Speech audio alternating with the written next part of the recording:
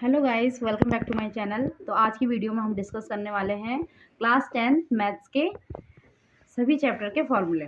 Okay, तो इसमें जैसा आपको पता है, आपका चैप्टर 1 है रियल नंबर। तो रियल नंबर में आपको सिर्फ एक फॉर्मूला बहुत ज़्यादा इंपॉर्टेंट है। इसमें क्या होगा कि अगर आपके कोई भी दो नंबर दिए गए हैं और उनका एलसीएम और एचसीएफ के बीच में रिलेशन फाइंड करना है, तो उसके लिए उसका रिलेशन क्या होता है कि LCM into HCF is equal to product of two number. इसकी हेल्प से अगर आपको इन तीन टर्म में से कोई भी दो टर्म दी गई होंगी तो आप थर्ड टर्म निकाल सकते हैं। ओके, चैप्टर 2 है आपका पॉलिनोमियल। तो इसमें क्या होगा कि आपको अगर कोई भी इक्वेशन दी गई है, इक्वेशन को इस फॉर्म में लिखते हैं ax² प्लस bx+c। तो इससे अगर उनका आपको रिलेशन बताना है, उनके सम, उसके जीरोज मीन उसके सॉल्यूशन जो होंगे उनका सम और उनके जीरोज का प्रोडक्ट का रिलेशन बताना, तो उसको आप इसकी हेल्प से निकाल सकते हो। सम ऑफ जीरोज होता है माइनस का b/a, जो कि आपका b होगा कोफिशिएंट ऑफ x। ओके, और a होगा आपका coefficient of x²। Okay, now product of zeros का फॉर्मूला होता है आपका c constant m upon coefficient of a। आपका चैप्टर 3 आपका pair of linear equation in two variable. इसमें आपको ये बहुत ज़्यादा इंपॉर्टेंट है। ये इससे आप, अगर आपका ऐसा क्वेश्चन, इसके बहुत सारे टाइप के क्वेश्चन बनते हैं, अगर आपको इसमें इनके बीच में अगर दो लाइनों के बीच का बताना है कि आपको इसमें कितने सॉल्यूशन होंगे, तो उसके लिए आप उसको यूज़ कर सकते हैं। जैसे इसमें दो इक्वेशन दी गई होंगी आपको, a1x plus b1y plus c1 is equal to 0। Second equation आपकी a2x plus b2y plus c2 is equal to 0। तो इनके बीच में आप रिलेशन कैसे फाइंड करोगे? a1 it is the coefficient of x और a2 आपके सेकंड इक्वेशन का कोफिशिएंट है। तो a1 upon a2 not equal to b1 upon b2। जब आप इनका रिलेशन निकालोगे यार ये इक्वल नहीं आते, तो इसका मतलब वो आपकी जो लाइन होगी, दोनों लाइन होंगी, इन दो इक्वेशन से जो लाइन बन रही होंगी वो होंगी आपकी इंटरसेक्टिंग लाइन। और इंटरसेक्टिंग लाइन में क्या होगा, आपका सिर्फ और सिर्फ एक ही जगह पे दो लाइन इंटरसेक्ट करेंगे तो उसका सॉल्यूशन सिर्फ और सिर्फ इसमें एक ही सॉल्यूशन होगा। Okay, now second one is a1 upon a2 is equal to b1 upon b2। अगर ये आपका इक्वल आता है रिलेशन, इसका मतलब आपकी लाइन होंगी और इसमें आपका c1 अपॉन c2 भी हो सकता है। तो अगर आपके तीनों ही इक्वल आते हैं तो इसका मतलब अगर दो भी इक्वल आ रहे हैं तो तब भी आपकी क्या होगी, एक लाइन होगी और उसी के ऊपर दूसरी लाइन होगी, तो कोइंसिडेंट लाइन। तो इसका मतलब इनके बहुत सारे पॉइंट कॉमन आएंगे, तो इसका मतलब इसमें सॉल्यूशन क्या होंगे, इनफाइनाइट नंबर ऑफ सॉल्यूशन।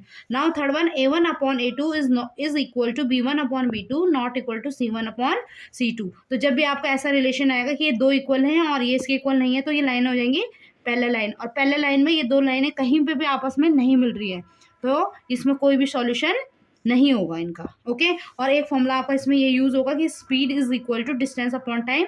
इसमें से आप किसी चीज, इन तीनों में से आप कोई भी इस फॉर्मूले की हेल्प से निकाल सकते हो। अगर आपको डिस्टेंस निकालना होगा तो आप स्पीड इनटू टाइम कर सकते हो, अगर आपको टाइम निकालना है तो आप डिस्टेंस अपॉन स्पीड कर सकते हो, और स्पीड निकालना है तो डिस्टेंस अपॉन टाइम।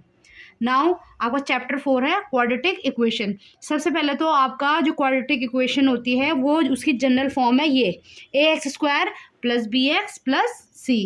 तो इसमें आपका अगर आपकी इस फॉर्म में अगर कोई इक्वेशन, तो उसमें आप क्वाड्रेटिक फॉर्मूला लगा सकते हो। क्वाड्रेटिक फॉर्मूला का आपका दूसरा नाम है श्रीधराचार्य फॉर्मूला। तो उसका फॉर्मूला आपका है minus b is the coefficient of x plus minus b² minus 4ac upon 2a। और जो ये आपका b² माइनस 4ac है, इसका हम बोलते हैं b² माइनस 4ac आपका d है। तो ये हो गया आपका डिस्क्रिमिनेंट बोलते हैं इसको, b² माइनस 4ac। तो इसमें वैल्यू चेक करने के लिए भी इसको यूज़ कर सकते हैं कि आपके रूट रियल हैं कि अनइक्वल हैं, तो इसमें आप इस फॉर्मूले से उसका यूज़ कर सकते हैं। आपका चैप्टर 5 है अरिथमेटिक प्रोग्रेशन। तो अरिथमेटिक प्रोग्रेशन में आपकी जो AP है, इसको शॉर्ट में बोलते हैं AP। तो AP की जो जनरल फॉर्म है, कोई भी AP अगर इस फॉर्म में है तो हमारी ये AP होगी। तो a plus D, a plus 2d ऐसे चलता रहेगा आपको an टर्म तक, तो ये आपकी AP होगी, जिसमें आपका जो a है वो आपका फर्स्ट टर्म होगा। आपका d मीन्स कॉमन डिफरेंस, जो दो AP के बीच में जो कॉमन डिफरेंस होगा उसके लिए फॉर्मूला है आप a2 minus a1, second term में से फर्स्ट टर्म को माइनस करो या थर्ड टर्म में से सेकंड टर्म को माइनस करो, मतलब दो कंसेक्यूटिव टर्म्स का जो डिफरेंस होता है उसको हम बोलते हैं कॉमन डिफरेंस। ओके, और आपका अगर इसकी जो nth टर्म है तो उसके लिए फॉर्मूला होता है हमारा a plus n minus 1 into D. और अगर हमें n terms n means number of terms. अगर हमें नंबर ऑफ टर्म्स अगर हमें दी गई हैं और उनका हमें सम निकालना है तो उसको हम फॉर्मूला यूज़ करेंगे n/2 2a + n-1 into D. This is the all formula form chapter number 5। Now अब हमारा है चैप्टर 6 ट्राइंगल। तो इसमें आपको जैसे आपको इसमें दिया गया 2 ट्राइंगल हैं ABC एंड PQR। तो जब भी ऐसा इनके बीच में रिलेशन बताते हैं, एरिया और इनकी साइड के बीच का रिलेशन क्या है कि जब भी 2 ट्राइंगल दिए गए हो तो इन दोनों ट्राइंगल का जो एरिया का रेशियो है वो हमारी इसकी जो करस्पॉन्डिंग साइड है उनके रेशियो के स्क्वायर के बराबर हो जाता है। जैसे AB/PQ whole square is equal to BC upon QR whole square is equal to AC upon PR whole square. Okay, और इसमें आपके एक पाइथागोरस थ्योरम यूज होगी। पाइथागोरस थ्योरम हमेशा लगती है हमारे राइट एंगल ट्राइंगल पे, जिसमें आपका हाइपोटेनस, ये आपका होता है बेस, ये होता है आपका परपेंडिकुलर। उसके लिए आपका फॉर्मूला है h² is equal to B² plus P², जिसमें h आपका हाइपोटेनस, बेस एंड परपेंडिकुलर। इसी फॉर्म में से आप बेस भी निकाल सकते हो और इसी फॉर्म में से आप परपेंडिकुलर भी निकाल सकते हो।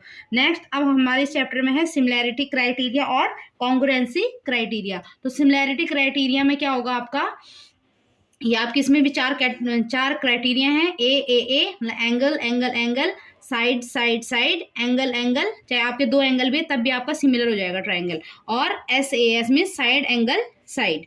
और जो आपका कॉन्ग्रुएंसी क्राइटेरिया है, इसमें जब 2 ट्राइंगल को हम कंपेयर करते हैं तो 2 ट्राइंगल के अगर तीनों साइड, पहले ट्राइंगल की दूसरे ट्राइंगल के तीनों साइड अगर इक्वल हैं तो आपकी हो जाएगी कॉन्ग्रुएंसी क्राइटेरिया। RHS अगर आपके 2 ट्राइंगल में अगर एक भी अगर राइट एंगल आता है अगर 90 डिग्री का तो उसमें RHS क्राइटेरिया यूज होगी।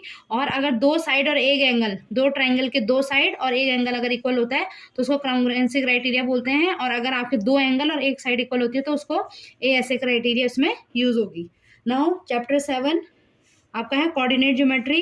तो कोऑर्डिनेट ज्योमेट्री में आपका सबसे पहला है डिस्टेंस फार्मूला। अगर आपका किसी भी ओरिजिन से और किसी पॉइंट की डिस्टेंस निकालनी हो तो हमें पता है ओरिजिन के कोऑर्डिनेट होते हैं 0,0। तो उसके लिए आपका सिंपल फॉर्मूला है, बस इसके आपको इसके कोऑर्डिनेट होंगे x1 y1, तो उसका स्क्वायर कर देना आपको, x² प्लस y का स्क्वायर अंडर रूट। तो ये आपका हो जाएगा कि ओरिजिन से किसी भी पॉइंट की डिस्टेंस निकालने के लिए। और अगर 2 पॉइंट दिए हैं आपके पास, 2 पॉइंट के बीच की आपको डिस्टेंस निकालनी है। पहले पॉइंट के कोऑर्डिनेट है x1, y1 और दूसरे कोऑर्डिनेट है x2, y2। तो आप इन 2 पॉइंट के बीच की डिस्टेंस कैसे निकाल सकते हैं, x2 माइनस x1 का whole square plus y2 minus y1 का होल स्क्वायर। और एक फॉर्मूला इसमें आपका इंपॉर्टेंट फॉर्मूला है जिसमें यूज होगा मिड पॉइंट फॉर्मूला। अगर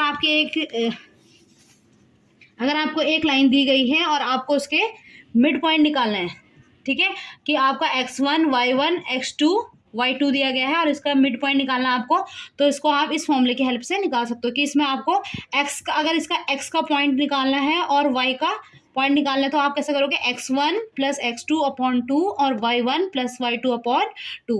एक इसमें हो गया सेक्शन फॉर्मूला यूज होगा इसमें हमारा, ये हमारे 2 कोऑर्डिनेट हो गए, ये हो गया हमारा xy, ये हो गया हमारा m1 और m2 इन दोनों के बीच का, इस लाइन का जो है वो रेशियो दिया गया है। इसमें आपको रेशियो की m1 और m2 हमेशा आपको क्वेश्चन में दिया जाएगा तो रेशियो की फॉर्म में रहेगा।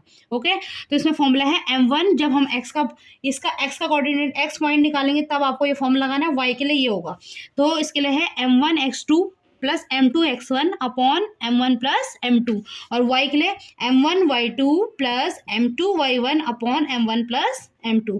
नाउ एक इसमें आपका है एरिया ऑफ ट्राइंगल। तो किसी ट्राइंगल आपको ट्राइंगल के इसके ABC 3 पॉइंट दिए गए हैं, इसके हो गए कोऑर्डिनेट हो गया हमारा x1 y1, इसके हो गए x2 y2, इसके हो गए x3 y3। तो इसके लिए आपको इस फॉर्मूले को लर्न करने के लिए आपको एक तरीका बताती हूँ मैं, इसी अकॉर्डिंग इसको आप इजीली लर्न कर सकते हैं। 1 2 3 आपको ऐसे नंबर लिखने हैं, 1 के बाद हमेशा आता है 2, 2 के बाद हमेशा आता है 3, फिर 3 के बाद दोबारा से 1 रिपीट हो जाएगा। तो इस फॉर्मूले को आपने क्या करना है, इसमें होता है हाफ, आपको इसमें x और y कोऑर्डिनेट को, जिसमें x को लिखना है आपको बाहर x1 x2 और x3, ब्रैकेट के अंदर कैसे लिखना है कि 1 के बाद हमेशा आता है 2, तो यहाँ लिखेंगे y2 और 2 के बाद आता है 3 माइनस y3, फिर उसका x2 है, 2 के बाद हमेशा आता है 3, तो इसमें लिखेंगे y3 माइनस 3 के बाद आएगा 1 y1, और x3 है तो इसके बाद आएगा 3 के बाद क्या आएगा 1, तो यहाँ पर आएगा y1 माइनस y2। और तो ये आपका इजीली आप इस फॉर्मूले को ऐसे लर्न कर सकते हैं।